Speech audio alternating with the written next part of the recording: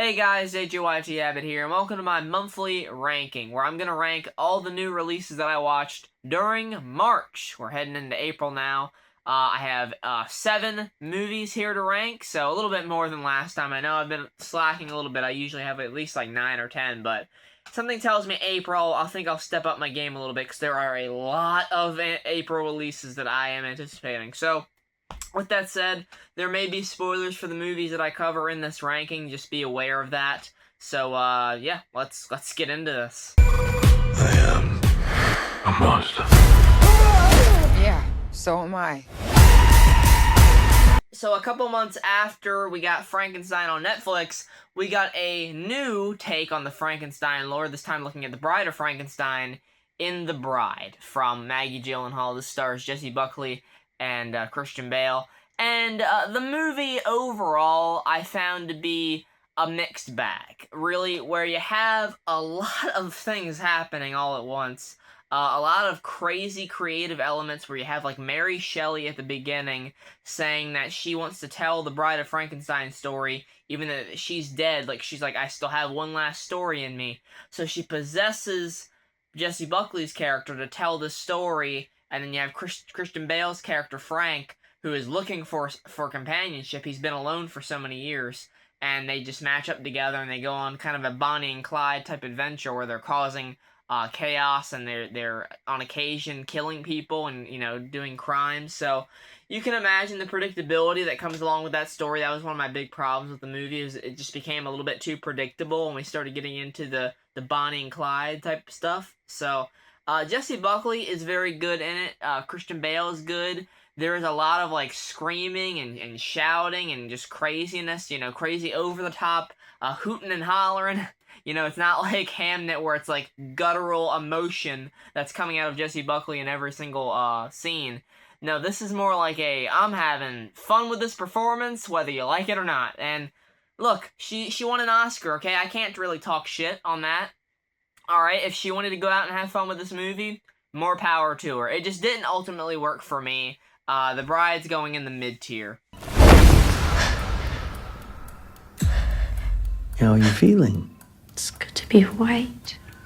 Then we have Slanted, and basically, the rundown for this is, you remember The Substance? Yeah, imagine that, but for race. Race swapping. It is a race swapping surgery horror, body horror film.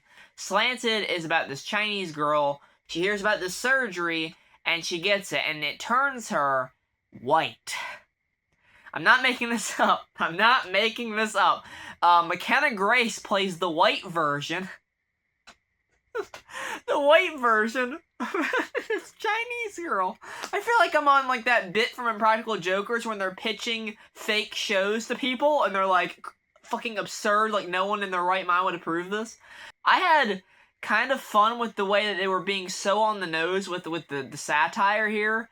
At the same time, that also is kind of the movie's detriment, because it's trying to do some emotional stuff and certain dramatic stuff with the girl kind of losing sight of what made her being Chinese so important to her family.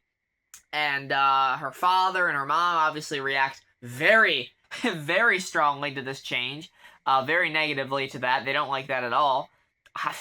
Can you blame them? McKenna Grace, I mean, she's good in whatever I've seen her in. Anything I see McKenna Grace in, she's good. Even last month's Scream 7, she was underused, but she was one of the good aspects of it, one of the shining parts. But man, this is a movie that is a lightning rod for controversy, but surprisingly, I don't think anyone is gonna remember, because it just doesn't leave any emotional or really you know, violent impact, because the body horror is not impactful. The emotion isn't impactful, so what you get is a movie that ends up on the mid-tier. Oh my god. Are you implying there's hidden messages in it? Let me play it back in reverse. Undertone is a new A24 film about 2 podcasters that start listening to some really cursed audio messages that get emailed to them. And I had a good time with this movie. I heard really good buzz about it. The sound design, as I heard, was excellent.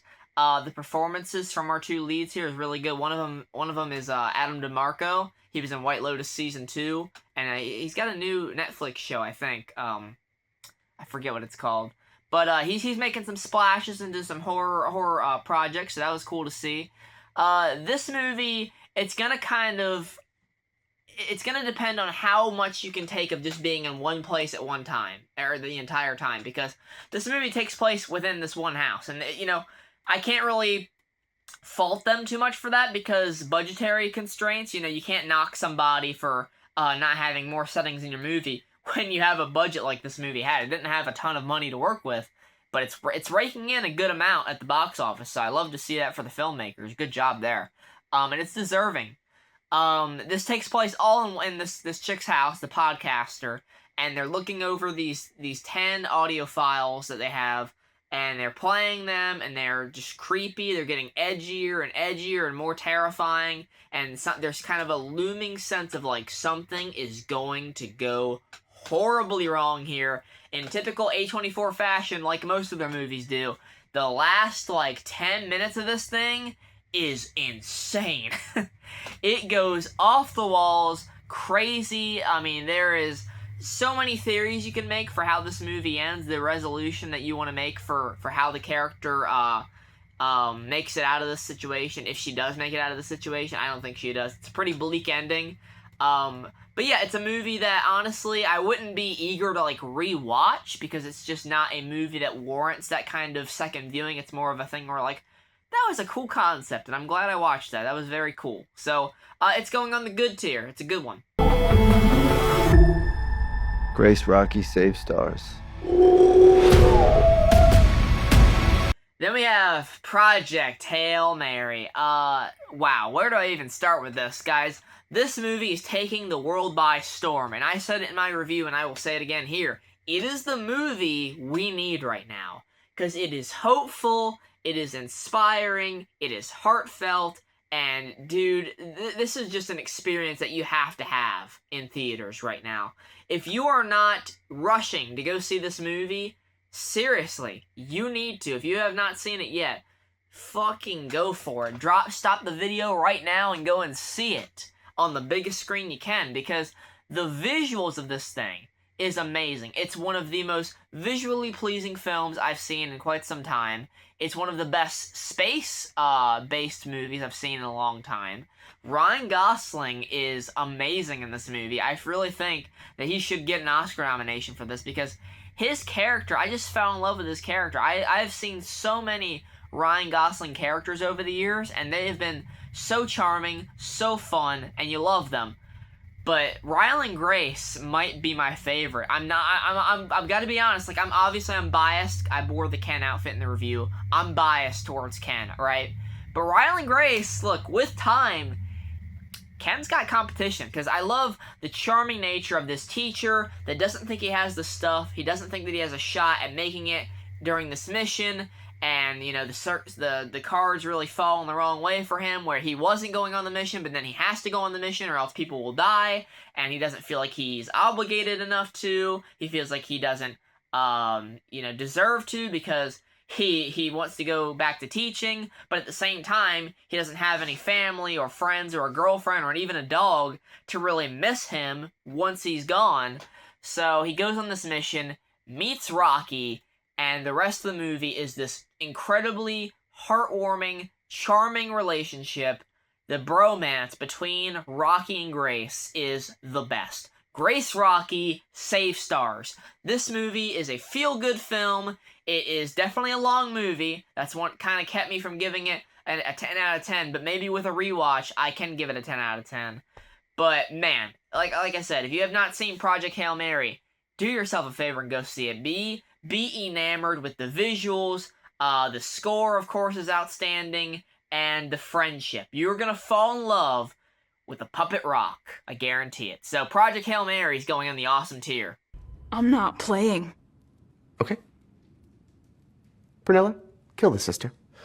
Then we had Ready or Not 2, Here I Come. This was a long-awaited sequel, at least for me. I know some people were like, I don't really think they need to make a sequel to this, and yeah, it's a bit forced, I'm not gonna lie. I'm not gonna sit here and pretend like the sequel was justified, like it absolutely earns its place, like it was meant to be made. Like, I was like, no, like, they could have easily just left that with the first movie and it would have been fine. There's nothing really in this movie that, like, makes it necessary for this to be made. It doesn't change things up nearly enough to warrant that. It really is just the same movie, but just a little bit bigger. You have more hunters, more rules, and a bigger body count, and it's bloodier. You know? And I'm not gonna say that the exploding bodies has worn out on me. That experience is still fun. Seeing people explode like giant fucking meat balloons, that's still pretty damn entertaining to me, guys. I'm sorry. Of course, Samara Weaving. Any movie I see her in, I am just like, why aren't you in more things? Like, she's so good at what she does here. We've actually got a movie coming out later in April that she's in with Jason Segel I'll be talking about, and then a movie with Kyle Gallner that she's in later this year. So, got a lot of Samara Weaving content coming up on the channel. I'm looking forward to that. Of course, you have Kathryn Newton. Kathryn Newton, she kind of varies for me. I loved her in Lisa Frankenstein, but then you get something like Ant-Man and the Wasp: Quantumania, and I'm like, holy shit, she's a hot mess. But then you get Abigail, and I'm like, I like her. So, I don't know, it's a mixed bag. She's fine in this. She's not anything great. I think some of her line reads are a bit lackluster, and I didn't really buy the relationship and the reason that the sisters had split up. It's not really developed all that much, but hey, I had a really fun time. This is absolutely going to be a guilty pleasure for me. A movie that a lot of other people are like, it's kind of mid, it's not that good. I'm going to be like, this is awesome. Like, I really love this movie. I love watching Samara Weaving run around killing these people. Sarah Michelle Gellar, Sean Hattasey, really awesome stuff from them. Elijah Wood being perfectly quirky, as always. So, yeah, Ready or Not 2 is going in the great tier. I can't wait to watch it again. No one is coming to save us. You're not going anywhere, ballerina. Hey!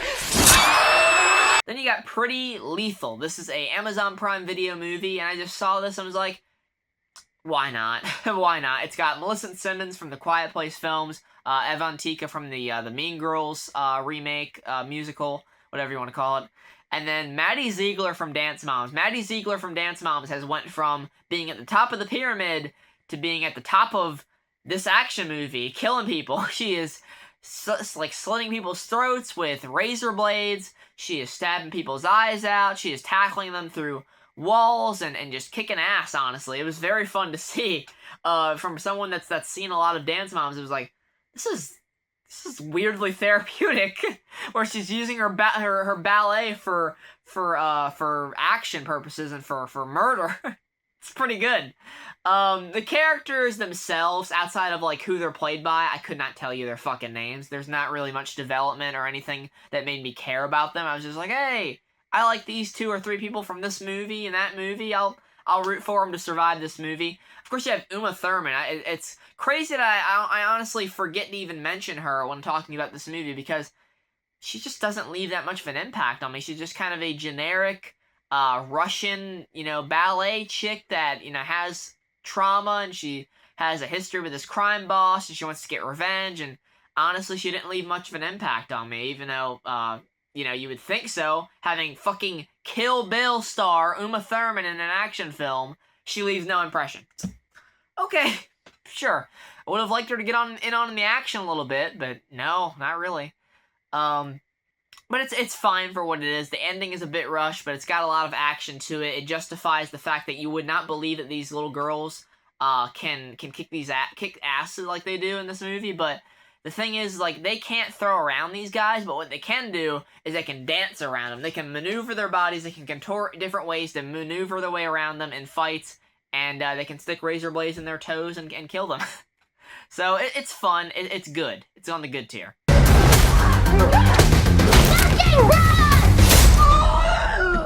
You little shit!